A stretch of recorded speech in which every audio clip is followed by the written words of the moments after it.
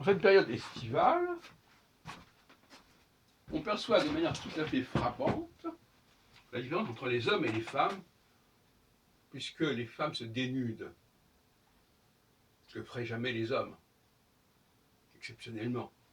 Une femme tout à fait correcte peut très bien montrer son dos, ce que ne fait jamais un homme. Le dos est par excellence l'expression d'une forme de nudité féminine.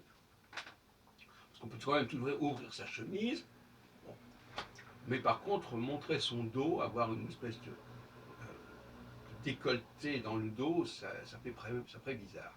Donc, le statut du féminin en été, il est tout à fait remarquable et remarqué. Je tiens pas ça parce que linguistiquement, je distingue le remarquable et le remarqué. Bon, c'est un autre sujet. Nous avons déjà abordé par ailleurs. Et ça nous intéresse parce que ça renvoie à la dialectique de l'oral et de l'écrit, ou de l'écrit et de l'oral.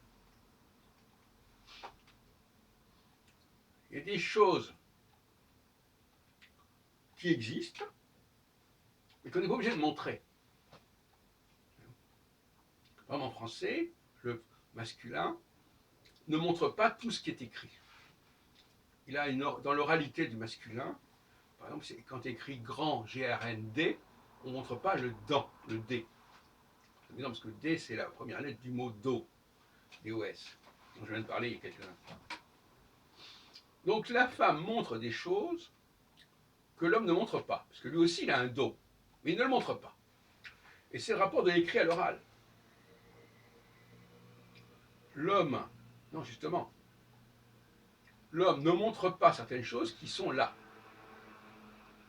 Il ne leur donne pas le droit de passer de la puissance à l'acte, de passer de ce que j'appelle le signifiable au signifié, l'illigible à l'élu.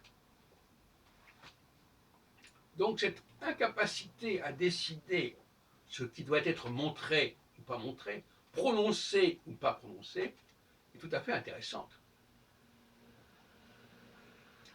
Comme vous voyez, donc finalement, la problématique linguistique, quand elle est bien, alors on peut dire dans les deux sens, l'approche sociologique éclaire la linguistique et le linguistique éclaire le sociologique. Tout à l'heure, je parlais de la Bible et quelqu'un disait que tout ce qui est écrit ne passe pas forcément à l'acte. La loi orale va apporter un bémol à la puissance de l'écrit. Tout ce qui est possible d'écrire ne sera pas autorisé pour autant au niveau de l'oral.